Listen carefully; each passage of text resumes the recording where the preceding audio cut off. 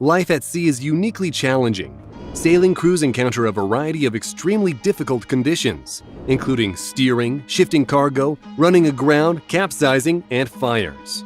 Accidents do happen and they can lead to disaster, or they can be miraculous events of survival. Let's take a look at some of the worst ship failures in modern history.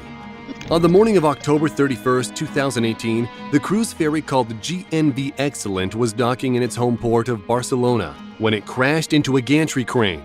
The ferry's hull suffered severe damage, but luckily no injuries were reported among the 60 passengers on board.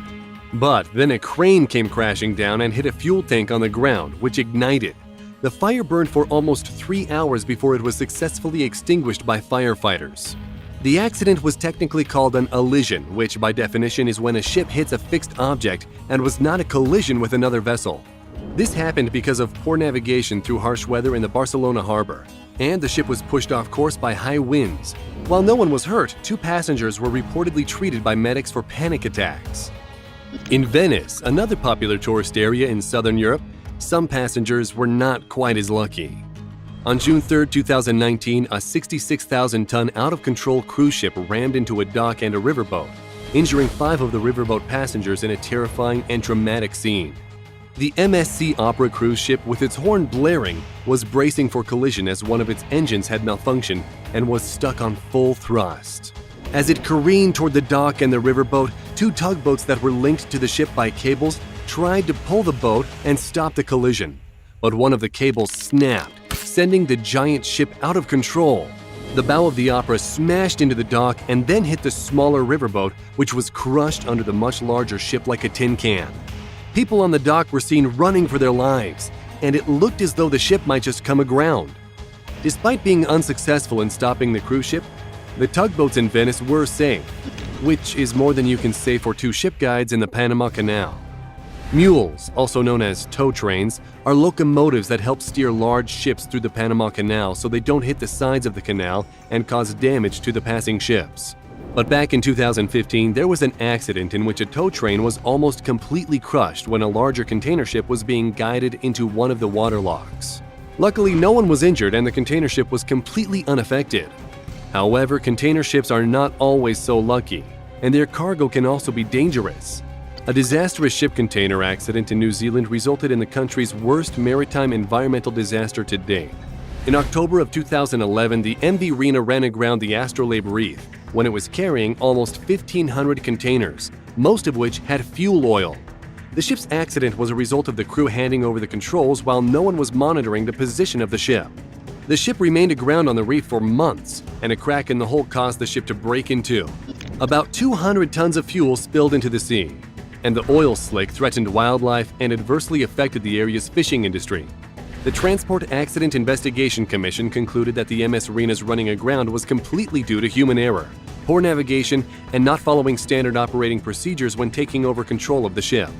In an incident that was directly a result of mechanical failure, not human error, a Norwegian luxury cruise ship suffered a severe loss of oil pressure, causing the vessel to become stranded.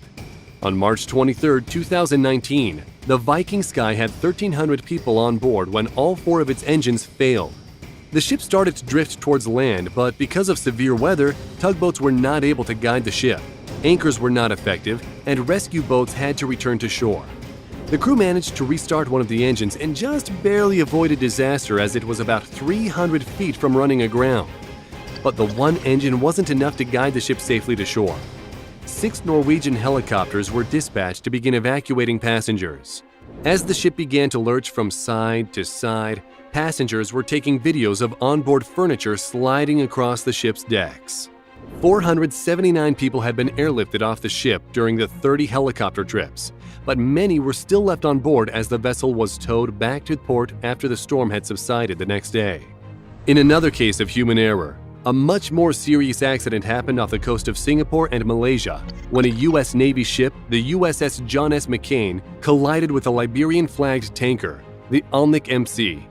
The Alnic MC was a 30,000-ton chemical and oil tanker which hit the U.S. ship and caused significant damage to its hull. Crew berths, compartments, machinery, and communication rooms were flooded, and 10 U.S. Navy sailors died. The U.S. Navy reported that the ship lost steering control shortly before the accident, but they were unclear why the crew didn't use the ship's backup steering system. They blamed a fatigued bridge crew, poor communication, and crowded shipping lanes as the most likely reason for the accident. Another deadly U.S. Navy accident claimed the lives of 7 U.S. Navy sailors. On June 17, 2017, the destroyer USS Fitzgerald collided with the MV ACX Crystal, a Philippine-flagged container ship about 80 nautical miles southwest of Tokyo. Both ships are well equipped with sophisticated navigational equipment that should have been capable of avoiding the crash, even in the very busy shipping and fishing area near Tokyo. The ships were 3 miles apart, which is a comfortable distance, but very quickly, within the span of 5 minutes, disaster struck. After the accident, 2 top senior officers and the top enlisted sailor were all relieved of their duties and faced criminal charges. The owners of the Filipino merchant vessel had agreed to compensate the U.S. Navy to the tune of $27 million for the accident. 100 years earlier, in 1915, a passenger ship based in Chicago, the SS Eastland, rolled over onto its side when tied to a dock in the Chicago River. On that fateful day, the Western Electric Company had chartered the boat to ferry its workers to a company picnic event, the only chance for workers to have a holiday. When the ship was fully loaded with its capacity of 2,500 passengers, many of them gathered on the top decks. The Eastland started to capsize because she was top-heavy and had poor ballast design. The ship began to lurch with all the weight at the top and tipped away from the wharf. Within minutes, and to the terror of the passengers, the ship was at a 45-degree angle and water was pouring into the engine room. And in under 2 minutes, the SS Eastland was completely on her side.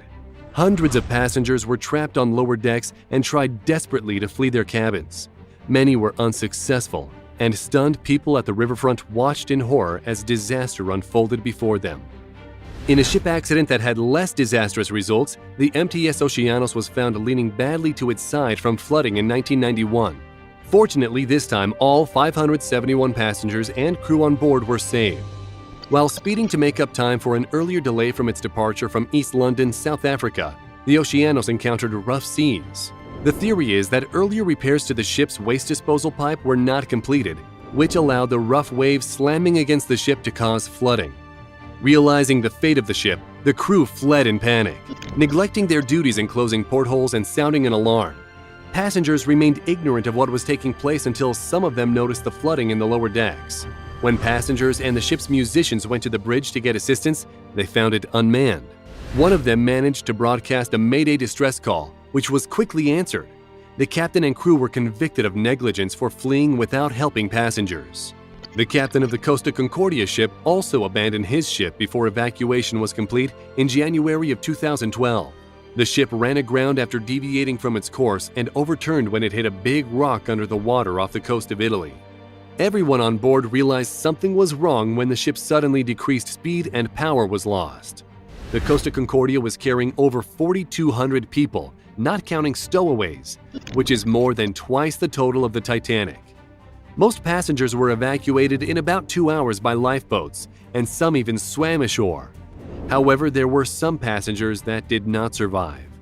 It was later discovered that the captain had ordered the ship to sail unusually close to the coast of Italy as a salute to his home country.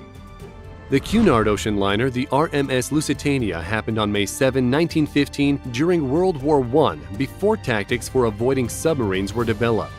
The ship went down off the coast of Ireland and sank in 18 minutes, leaving only 761 survivors out of 1,200 passengers.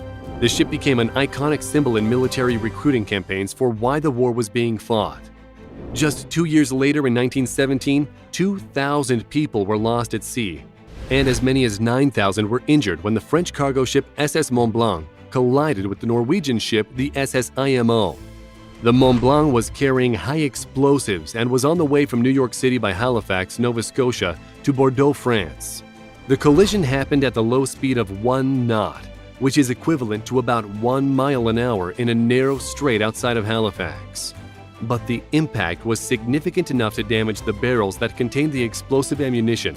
Sparks from the collision ignited the leaking explosives, and 20 minutes after a fire ignited, the Mont Blanc exploded in a giant mushroom cloud.